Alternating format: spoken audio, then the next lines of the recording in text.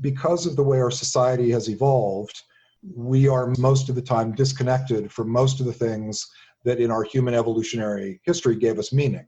And so it's not surprising to me that in our little nuclear families or our one-bedroom apartment where we sit alone and like cry and pet the cat, that we go search around and go like, how can I find meaning in my life? Because you're not doing any of the things that you are, I think, hardwired to do.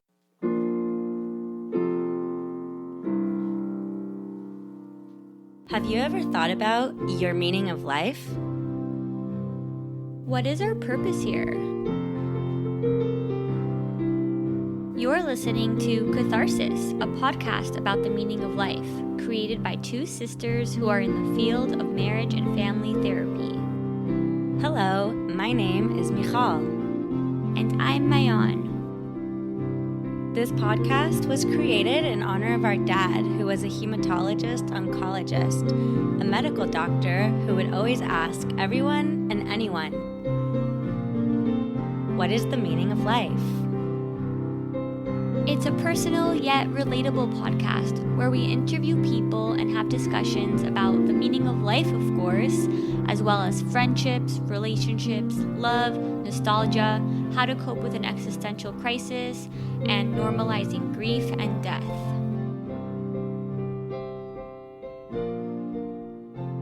We have with us a very special and dear friend, Kit Winter. Hello. Hello, Kit. Welcome to our podcast. Thank you so much for joining us. I'm so excited to see you. It's been a while, like a month and a half ago, I think, since I've seen you last. But I'm so thankful to have you, and it was just so amazing getting to know you. So I'm just excited for our listeners to get to know you a little bit. I guess we can start off by the question, how do we know each other?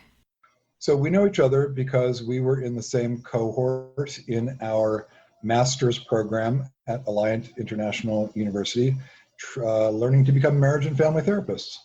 Kit, you've been amazing in the cohort experience for me. I always feel like you quote unquote big brothered me. You always checked in on me, and I really liked our relationship. So I'm curious, do you want to tell the audience what you were before this career? Yeah, so I've been a lawyer since 1997, and I've done a lot of different things as a lawyer. I started off at a big law firm, and then I went to a boutique intellectual property First Amendment law firm, and then I was hired away from that by one of their clients to become general counsel of an internet company, and I did that for a little while until they were acquired, and then I had a solo practice for a few years, and then I went back to a fairly big law firm, about 500 attorneys, and I was there for almost a decade, and then I left to have my own practice again and to go back to school. So it's been a lot of different ways of being a lawyer. Yeah. Was there some kind of impetus or some kind of event that happened that made you want to transition into marriage and family therapy? So that's a great question, and it has, I'm not really sure. There are so many answers that I'm not sure I can provide you the answer. Mm-hmm. Context is that my mom is a PhD marriage and family therapist, and she teaches supervisors. She went back to become a marriage and family therapist after I had graduated from college. So she became an MFT in her 50s, her late 40s, early 50s. Uh-huh. My husband is currently a licensed marriage and family therapist, and he started doing that after we'd been together for probably about 4 or 5 years, maybe. So I love being a lawyer in the sense of the intellectual journey and the challenge of it and the strategy and the sort of focused attention that it demands. I enjoy that part. I enjoy being a lawyer in that sense. The part of it that is about how power functions in our society is really problematic for me. And it's always been sort of a bit of a struggle. If you're at a big law firm, you work for the clients of the firm, and those can be dictators or polluters, you might get a good client, but you might get a bad client. Mm-hmm. Deutsche Bank might be your client. And so part of being a lawyer, part of the sort of indoctrination into being a lawyer, is this process of developing a belief system in which your personal ethics don't matter. That sort of, oh, well, everybody deserves a lawyer and everybody deserves legal representation, and that's how the society works. And to some extent, that's all true, but sort of as you get deeper, as you become a lawyer for longer and longer, you notice that most of the people around you seem to, I mean, my experience was they seem to have largely lost their ethical bearings. And of course, the things that you do as a lawyer they do make a difference in the real world. And they're not just abstract exercises in reasoning. And so I've found that challenging. And the system is just it just favors the wealthy and powerful in really profound ways that I think are very hard to understand for people who don't work within the system, like the depth of that. I mean, people can say, oh yeah, the rich have a better time of it or whatever, but like the nitty gritty of how that works it's really baked into the system. And I'm a little bit of a softie. I'm a soft touch. And so I keep getting these clients who, have no money and big problems. And so then I'm like, oh God, here we are again. And it's tough. So I was not feeling particularly fulfilled as a lawyer. And I went home to visit. I went back to DC where my dad and my late stepmom lived. I visited them, and they were both, at the time, they were both in their 80s and working hard and enjoying it. And I sort of thought, wow, I'm in my 50s, and I had sort of thought, I had a relatively short view of like when retirement was going to be. And seeing them working in their 80s, I was like, oh, I actually maybe could do something else other than this. And then I saw Taylor Mack, the drag performer. Have you heard about Taylor Mack? Did the 24-hour history of music in America? No, I haven't, but I want to. Yeah, so Taylor Mack won a MacArthur Genius Grant for this piece. It's a 24-hour show. I think it was presented once in like a 24-hour continuous performance, but I saw it in over 3 nights of 3 8-hour performances.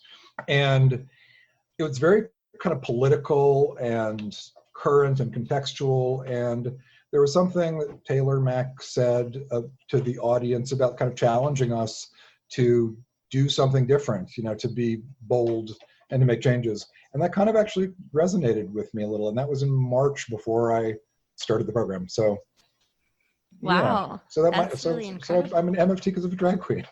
I love it. Wow. Drag queen is shortchanging Taylor Mack. Taylor Mack uses the pronoun Judy. So Judy is like a brilliant performer. So I don't want to downplay Judy at all. Well, no, it sounds like Judy had some words that really resonated with you and pulled you closer to this career. Yeah, absolutely. It was this very, very powerful theatrical experience. Yeah, clearly. So here I am. Yeah. So that's 2 years later, here I am. Yeah, that's incredible. I want to watch that now. I know, me too. I want to see what this performance was all about. I'll send you some video links. I'll get some inspiration from it, it sounds like. I'm curious if it will reaffirm my current career or want me to make a switch. So the thing that was, okay, so Taylor Mack is a vocalist, a singer, and a performer. And so most of the show was singing and performing. And the part that I'm referring to was sort of the monologue-y stuff in between the songs and the audience interaction stuff. And so I'm not sure that would be captured in any of the videos, because the videos are mostly songs.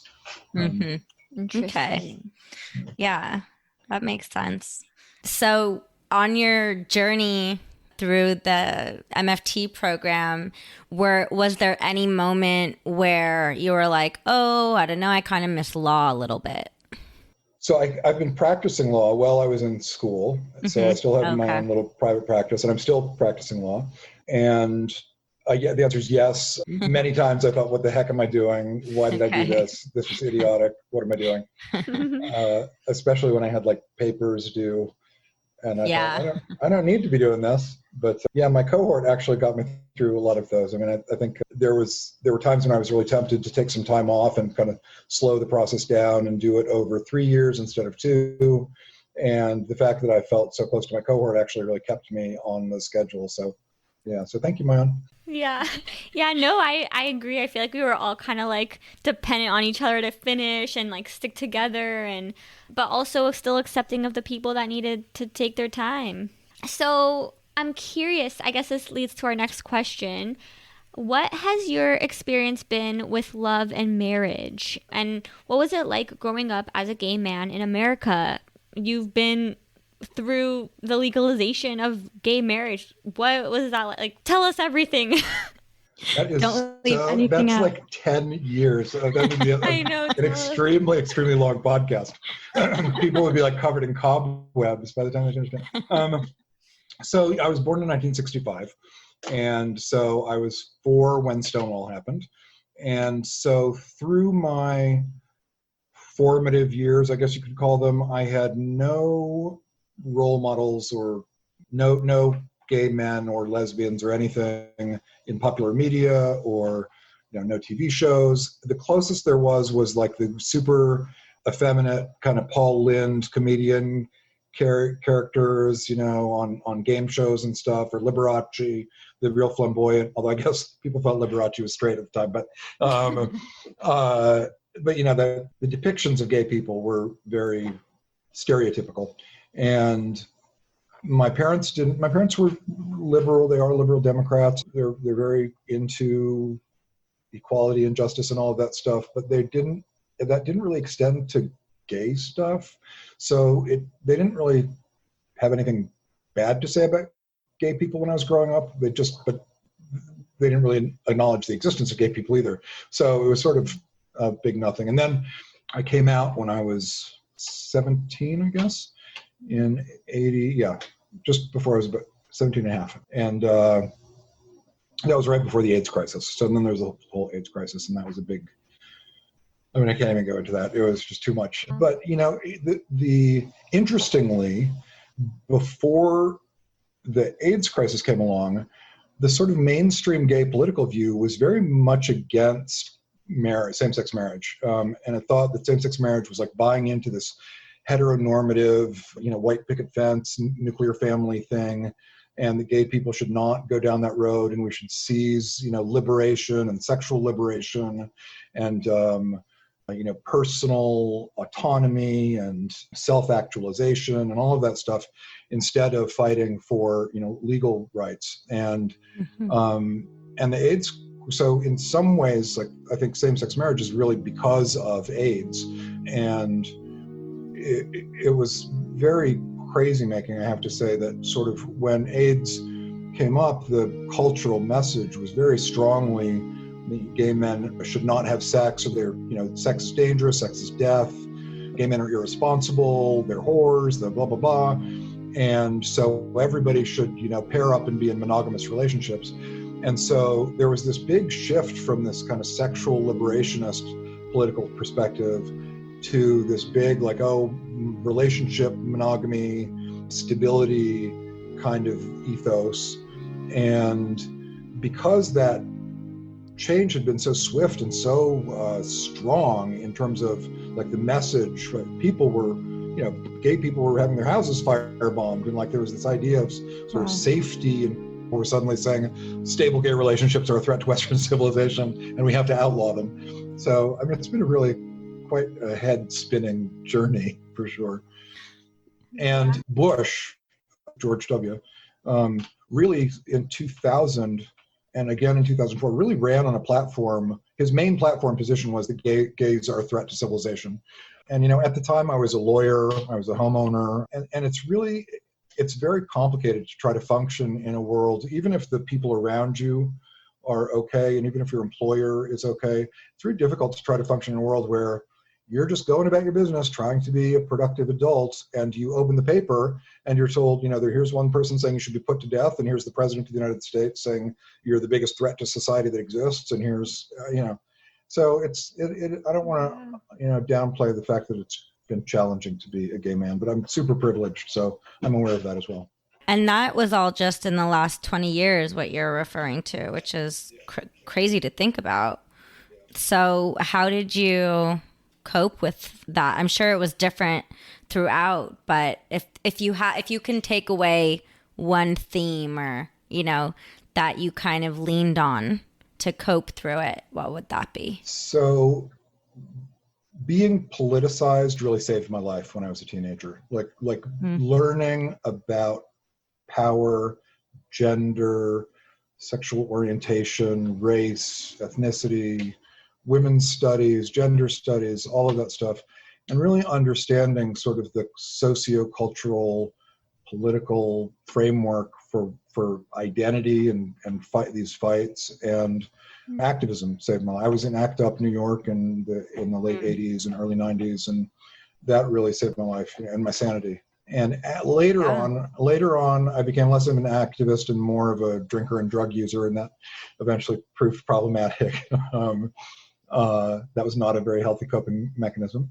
So I guess those are the top two: activism and drugs. Yeah. How did you get out of drugs? And I know you're in recovery now. You're 11 years sober. What was it like getting sober? And everything that you've been saying, it's so much oppression, and the fact that it's great that you are aware of your privilege, and you've been already going through such a hard time with your situation, and you are a white male in our society, which, levels you up in that way compared to people that are not in that status, in the status quo of that. So it's really sad that society kind of like puts us in that box of who we should be and who we can't be. So I think addiction, like I think many processes, is really, it's dependent, I think, on a feedback loop phenomena where if you can't cope and you turn to a substance or a person or a behavior to cope, and as a result of doing that, your situation becomes worse, and something in your dopamine system is telling you to keep doing it. You just have, it's a trap immediately that you just keep doing more of the same thing, and it keeps making you need to do it more because the consequences are making your life even less manageable to you than they were before. Mm-hmm. And I was really stuck in that. And I think the question of what happened again is sort of, it would take a long time just for that question. I did find a way to a 12-step program, and so if anyone is listening and they are struggling and they feel like the 12-step programs are not for them, I felt very strongly the 12-step programs were not for me. I'm an atheist, and I consider myself, a scientist in my approach to life and an empiricist, and I was not at all interested in having to pray or hear about people praying or hear about higher powers. And those, partly because I live in LA and went to gay LA meetings, which are a little different, but also just my preconceived notions were just not right. And I did, in spite of my disinclination to do the things I thought I would have to do, it was a very effective program for me anyway. And I'm still an atheist, and still worked for me. So I encourage anyone who's struggling to find their way to a meeting. Yeah. And they're all on Zoom. They're all on Zoom now, so you can do it from your bed. It makes it easy.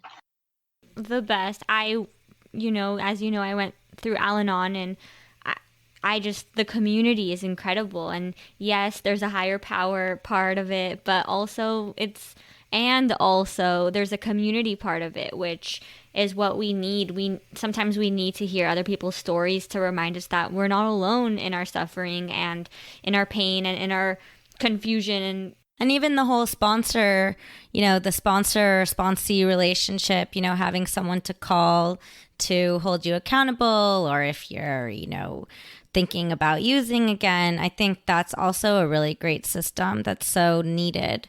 So you've experienced quite a lot in your years on this earth, and that leads me to our next question, which is the big one.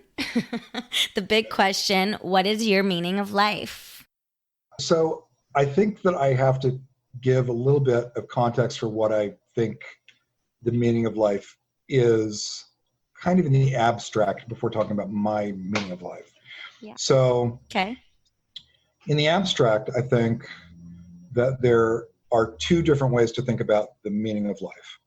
One of them is the way that philosophers have done for thousands of years. It's a cognitive exercise, an intellectual exercise, in which you think about what is the meaning of life. But I think most people, if they thought about it, would recognize that intellectual process of thinking about the meaning of life does not actually touch in any meaningful way the place that they feel their life is meaningful. So I can say the meaning of life is friends, or the meaning of life is being of service, or love, or any of those things. And I can make a very cogent argument that that's the case, but that has nothing to do with whether I feel that my life is meaningful or not. Yeah. And I think that I can still have those things that I say are the meaning of life in my life and still not feel that my life is meaningful. So that second part of the meaning of life is the one that I think, we're talking about. It's what do you feel, like the feeling of meaning and the experience of meaning, rather than an intellectual, a proclamation. This is what the meaning of life is. What is your meaning of life? Like what lights you up? What fuels you? Yeah. So I think that the meaning of life, first of all, I think that it's a bit of a fake out question, in the sense that people whose lives are fulfilling never ask the question, what is the meaning of life? In that, they might ask it in that philosophical way, but they don't cry out in spiritual pain, what is the meaning of life? In the sense of like, I don't have meaning in my life. Right. And so because of that, I think that meaningfulness as an experience is an emotion, like happy, sad, angry, afraid, meaningful, full of meaning, meaningful or meaningless. And so you can be happy or sad, and you can be meaningful or meaningless. And all of the stuff that we think about when we experience that emotion is just kind of our brains trying to process an emotion that has its own existence. Like, it doesn't arise from our thoughts, it arises from our emotional core. Yeah. And so there's a book I read that made a strong impression on me. It's called On Being Certain. The subtitle is Believing You Are Right Even When You're Not. It's by a guy named Robert Burton, MD. And the basic premise of the book is that the feeling of being right is just an emotion. It has nothing to do with external reality. Yeah. And he makes a very strong case that you can experience the feeling of being right or of being certain about something and be completely wrong, right? And it happens all the time that people feel certain that they are right, but they are in fact objectively wrong. And so his view of this thing that I had always thought of as cognitive experience, like about being right, about being certain about something, his reframing of that as it being primarily an emotional experience really kind of informed how I think about the meaning of life. And so I think I could go through his book and just cross out like being certain and right and having meaning, and it would pretty closely express what I've come to think of as the meaning of life, which is it's a feeling that you have, and if you have it, you might engage in lots of thinking about what you can do to change that feeling, but it's not necessarily going to change the feeling because it's primarily an emotional experience. And so in order to change it, you need to do the things that you do with your as you change other emotional experiences. So if you want to change your feeling of meaninglessness, I think the proper way to think about that is, well, how would I change it if I'm angry? Or how would I change it if I'm depressed? Like, what would I do to change those things? And so different people have different answers, but I think all of them ultimately have the same answer, which is that we are evolved for hundreds of thousands of years to find pleasure in basic survival activities, such as tribal activities, which are very, in human evolution, being bonded to your tribe has a very strong survival value. So that gives people meaning, like having friendships, having close, meaningful relationships, having intimate partner relationships gives people meaning. That's strongly evolutionary selected for. And then doing things. Gardening, people find it soothing and they find it enriching not because like, the Hammacher Schlemmer catalog has a, this year's garden hoe for $500 and they feel like they've accomplished something. It's sort of the opposite of that capitalist sense of accomplishment, which is you're actually like in the dirt, in the earth, and there is an energy there that I think nourishes us spiritually. And so I think that it is not at all coincidental that many hobbies that people have involve that process of using your hands to make something, like knitting and needlework and embroidery and woodworking and all of these things, where people find it just inherently super fulfilling to do something. And because of the way our society has evolved, we are most of the time disconnected from most of the things that in our human evolutionary history gave us meaning. Those interpersonal relationships, the hunting, gathering, growing, all of that stuff. And so it's not surprising to me that in our little nuclear families or our one-bedroom apartments or our studio apartments where we sit alone and like cry and pet the cat or whatever, that we go search around and go like, how can I find meaning in my life? Because you're not doing any of the things that you are, I think, hardwired to do to prevent that feeling from arising. So you can think of it as hunger. Like meaningfulness is like hunger. It is spiritual hunger. And so if you're hungry, to eat. I like that. And so if you are feeling your life is meaningless, then you need to go do the things that feed that spiritual hunger. And I think, being of service is absolutely a hugely important one. Go help an old lady across the street, buy somebody groceries when they can't afford it in front of, pay for the cheeseburger of the person behind you in line at McDonald's, whatever. Those really touch something deep. And I think that one of the problems that people have with that framework or with that concept is that we are so success-oriented and so achievement-oriented and so status-oriented that the answer, that meaning is not found in any of that. And in fact, those things are anti-meaning. They destroy meaning. They subtract meaning from your life. Because striving for status is a meaning subtractor.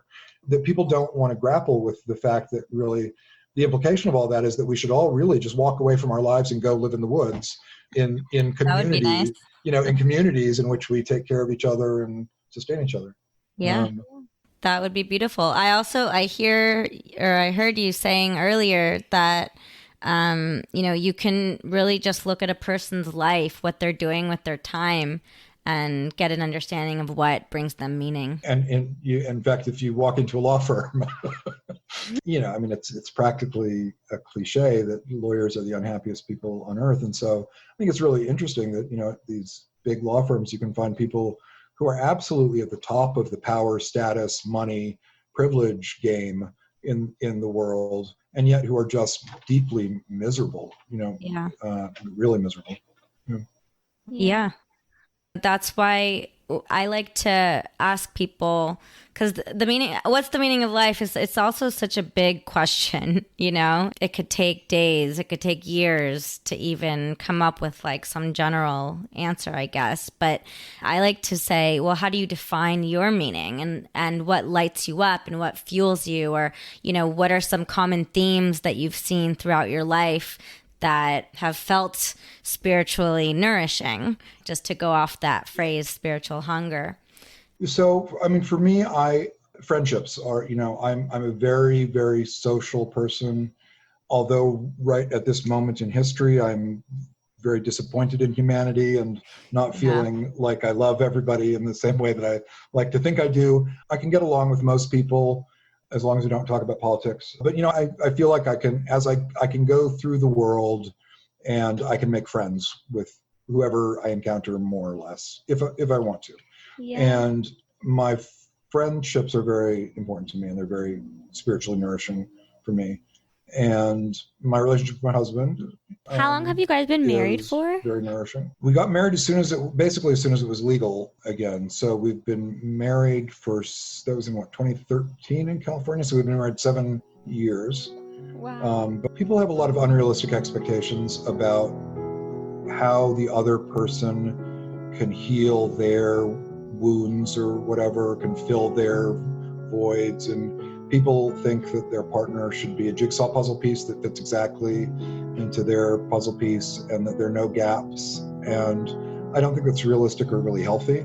And so, part of it is understanding that in long-term relationships, there will be times when you really don't like the person, and there will be times when you kind of hate them. There will be times when you really want to leave them. And what makes a long-term relationship possible is to recognize that those are temporary things, and that if you stay there, there's another side of it. And we've been together enough that I'm very comfortable that when things are not great, that it doesn't mean that the relationship isn't valuable or worthwhile, or that I don't love my husband or anything. That it just means we're having a rough time. And a lot of the time it does. So, sometimes maybe, therapy or work, doing the work is useful, but sometimes it's just time. Sometimes you just need to have a little spot where you're not so intertwined or not so connected, maybe to take care of your own, autonomy, and then you can go back together. So I can understand that. Relationships are there's a lot of ups and downs. So, and that's okay. That's right. If it were just one thing, it would be like one note. You wouldn't have music. It would just have a tone. It would be like a dial tone instead of a symphony. Right. Yeah, exactly. Sibling relationships can be that way too. Indeed, they can. Yeah, Kit, you have a sibling. I do. I have an older brother. And we have a challenging relationship. As a person gets older, and this is just my experience, so it may not be yours. I think that when I was your age, Maayan in particular, I had a perception of myself as being an individual. Me. I'm me. And the older I get, the more I see that I am just a smushed up, messed up melange of my parents' good and bad characteristics. And that the things that make me crazy about my parents are the things that make me crazy about myself.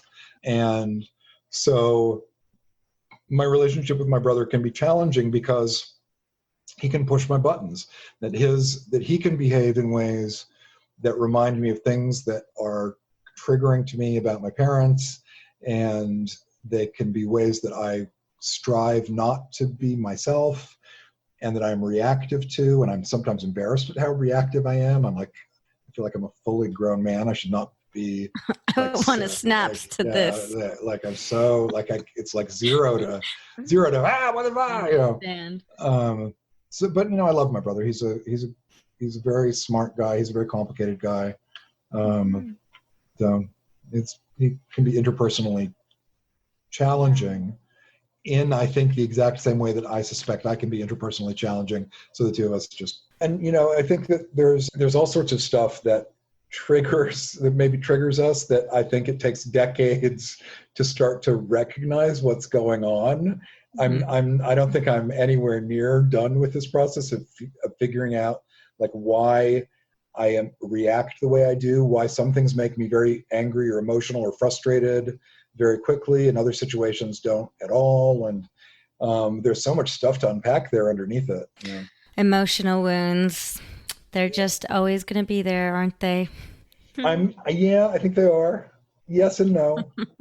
Maybe I shouldn't say always. I know we have to get rid of that word always, but they may or may not. They may or may not always. I think that you. Just kidding. It's interesting because I have talked with people sort of frequently about this idea, and this people are feeling that they need to sort of fix their emotional wounds in order to get back to their authentic self. And, what if that wounded thing is your authentic self? I'm not sure, what you're going to become like a uncarved block of marble or uncarved bar of soap, like with no blemishes in you. Like that's not going to work. You're going to be like an alien. Right. Yeah. I mean, it's important to learn how to integrate that, you know, and not be like a constant trigger bomb, I guess. But, you know, and at the same time, I do think that having those reactions or explosions, or I think that's a really good opportunity to go back inward. Okay, I'm just like, everything you say, my brain is just like, yes, and like sparks and neurons are flying everywhere. I love the way you narrate your life and life in general and reality. And I'm thinking, I'm still like processing how you define the meaning of life in general, and your own, of course, but in general, it really resonates with me. I'm thinking about the people that are hungry a little too much, or like codependence and that whole realm of people. Or I remember you told me about the broken wing syndrome. Wait, can you describe it? Because you're better at it. Yeah, it's the person who always comes home with the baby bird with the broken wing that they found on their way home, and then spends the next 2 weeks feeding it with an eyedropper every 2 hours. And suddenly their needs are put to the side in what is arguably a beautiful way, but which is not healthy for the person who doesn't. Right. Right. I like that broken wing syndrome. Yeah. And sometimes, you know, it's, while being of service is so important, it really does give meaning. It's also important to have that balance, be of service to yourself before you can be of service to others. And so I want to like ask the last question, because I feel like I could talk to you for hours and hours. Me too. This is a really great conversation. I know. I'm so thankful that you got to meet Kit and through these important questions. I guess the last question is kind of heavy also, so it's okay to take a pause. This is a podcast also about normalizing grief and death, and I guess we're curious, what is your perception about death? So I feel like, you know, I typically attribute it to having lived through the AIDS crisis, but I'm not even sure that's right anymore, because I know as many people who've died in recovery from relapse, overdose, suicide, heart attacks from cocaine or crystal meth, things like that. So I think I have experienced more death in my life than most people my age, certainly than most people your age. Probably I could identify 50 or 60 friends who've died of mine over my life. And so, So I feel like I have a lot of experience with loss and grief, and it is, you know, I think our society is very sick when it comes to death and grief. We try to hide it. We're very neurotic about dead bodies, and we don't like to see dead bodies around, and it's a big crisis. And so people used to have their grandma lying in the parlor for a couple days so everybody could come by and say goodbye. And that's not, I mean, I know Judaism has different traditions, but in general, our society likes to get rid of the evidence, you know, of a life pretty quickly. And so I think that, you know, people, and we're so focused on, I don't know, there's something very sinister, I think, about, in some ways, our focus on like mental health. There's something in it that feels to me, maybe it's just because I'm cynical, as being ultimately driven by the desire for people to heal so they can be productive again, and not by actual concern about people's grieving.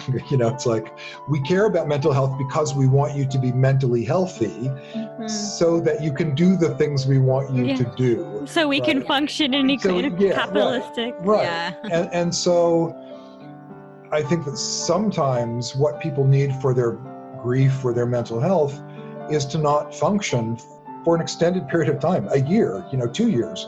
Like, that's how loss is. And I think that we should do better about honoring people's, what we would say, poor mental health, like honoring people's depression, honoring people's grief, honoring people's sadness, honoring people's inability to function, and not trying to support them and love them and care for them and be their tribe and, all of that stuff, but not try to get them better so that they can go back to work, Exactly. Meeting them where they're at in their grieving process and allowing for that process to happen. I think life has rhythms of growth and, it's not like Ericksonian stages or Piaget. It's more kind of like gestalty rhythms of like, yes. And I love psychology nerding out. Like that. And the way that our culture is constructed does not allow for people to experience their life rhythms in a natural way on a natural scale, because it's always trying to put them back into the matrix of go to work in the morning, go to lunch in the afternoon, and so I hope I think that one of the positive things I hope about the COVID-19 crisis and this whole pandemic is that people are, because they are away from, a lot of people have been away from work, that they're starting to rediscover that their lives have a rhythm that doesn't require work and that feels better, in some way, that it just feels better to just kind of live in your own rhythm. And so hopefully that will result in some change for our society, I think. Yeah, I'm hopeful about that too. Grief is weird. Like, I feel like I didn't really process. I felt like I carried around a lot of unprocessed grief about the people I lost to AIDS until I got some really good therapy, probably about 10 years ago now. And so that, like, I carried it around for like 20 years. I didn't really know I was carrying it around. But boy, once it came out, once it got processed, I knew that it had been there. Yeah. Mm-hmm.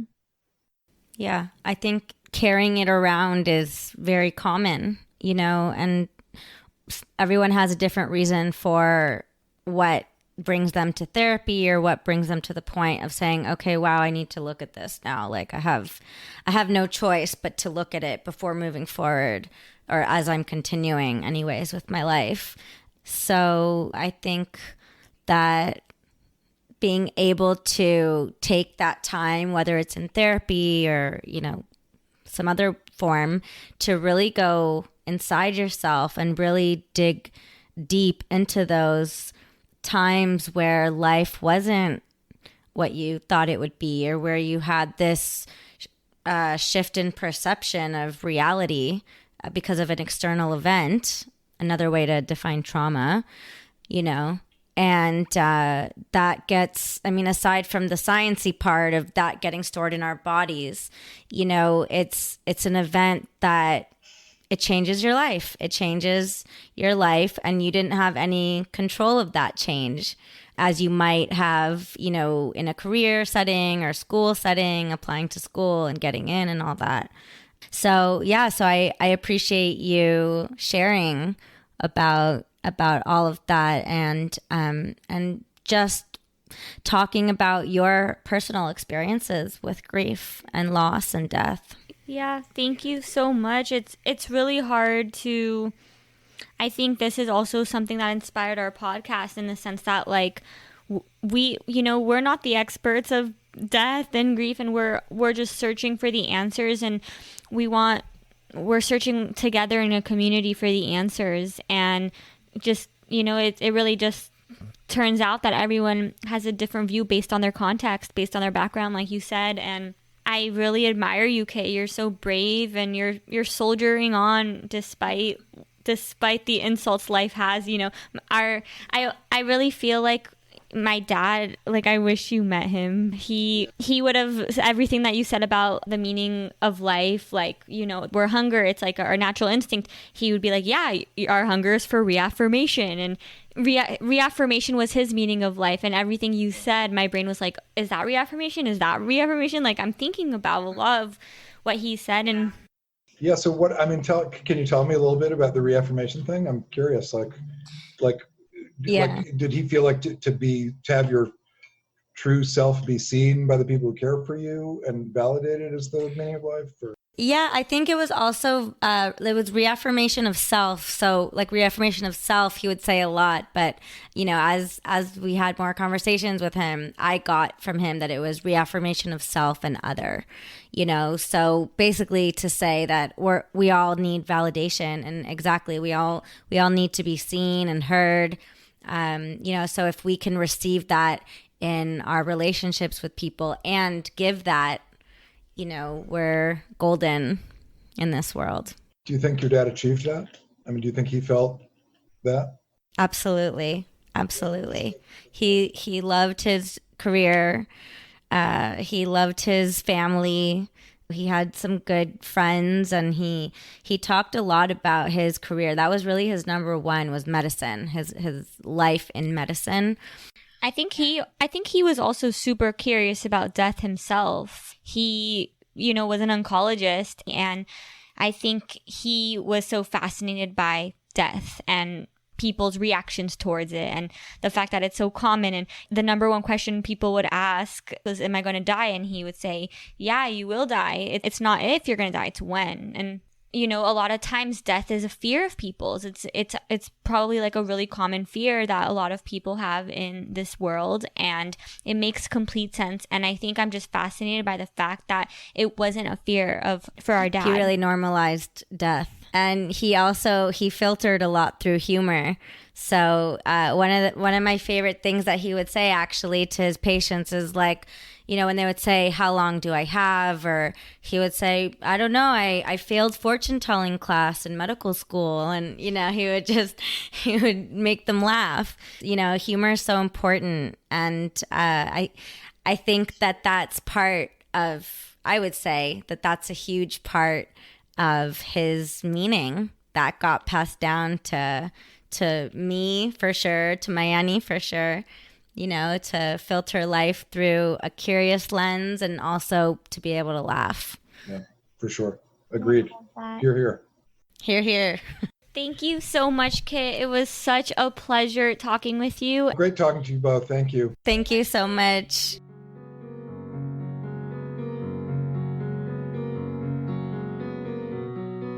In a world where I'm a drop in the ocean, an Israeli, American, whatever, in France, to be completely happy and satisfied in my environment, all I need is one friend. Two friends, it's a luxury.